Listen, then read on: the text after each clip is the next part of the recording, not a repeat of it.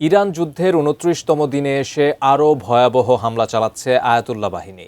এবার মধ্যপ্রাচ্যের গোপন মার্কিন ঘাঁটিতে ভয়াবহ হামলা চালিয়েছে ইরান, যেখানে লুকিয়ে ছিল ৫০০ মার্কিন সেনা।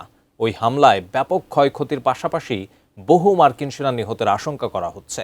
এছাড়া দুবাইয়ে ইরানের হামলায় ২১ ইউক্রেনীয় ড্রোন বিশেষজ্ঞ নিহতের গুঞ্জন। বিস্তারিত জানাচ্ছেন শেখ ফরিদ। ইরানের সঙ্গে যুক্তরাষ্ট্র ইসরায়েলের যুদ্ধ ১ মাস পূর্ণ হওয়ার মুখে মধ্যপ্রাচ্যের রণপরিস্থিতি আরও জটিল এবং বিধ্বংসী হয়ে উঠেছে।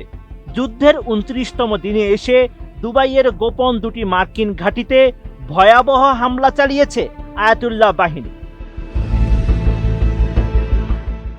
এমন তথ্য জানিয়েছে ইরানের সশস্ত্র বাহিনীর সমন্বিত প্রতিষ্ঠান হিসেবে পরিচিত খাতাম আল আম্বিয়া।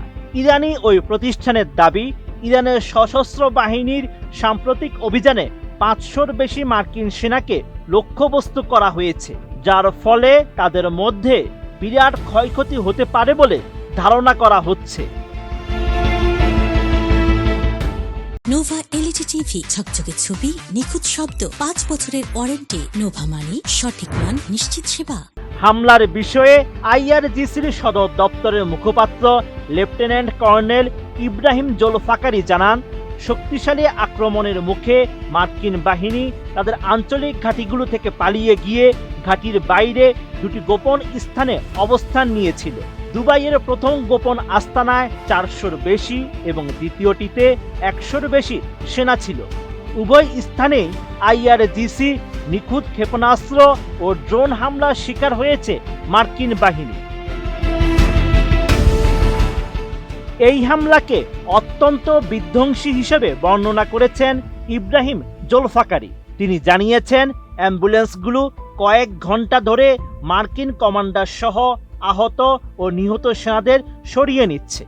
এছাড়া মার্কিন নেতৃত্বের উদ্দেশ্যে হুঁশিয়ারি দিয়ে আইআরজিসি মুখপাত্র বলেন, ট্রাম্প এবং মার্কিন সামরিক নেতৃত্বকে বুঝতে হবে এই অঞ্চল হবে মার্কিন সেনাদের কবরস্থান এবং তাদের সামনে এখন একমাত্র পথ হলো আত্মসমর্পণ।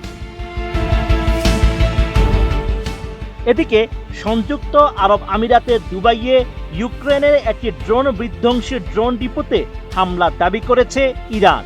২৮ মার্চ ড্রোন ডিপোটি টার্গেট করা হয়। ইরানের সেনাবাহিনী জানায়, তাদের হামলায় ডিপোটি ধ্বংস হয়ে গেছে।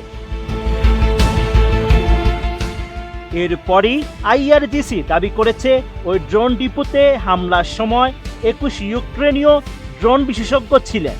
আশঙ্কা করা হচ্ছে তারা সবাই নিহত হয়েছে। তবে ওই হামলা সম্পর্কে ভিন্ন কথা বলছে ইউক্রেন। কিয়েভ এই হামলার তথ্যকে অস্বীকার করেছে। Sheikh Farid, ATN news.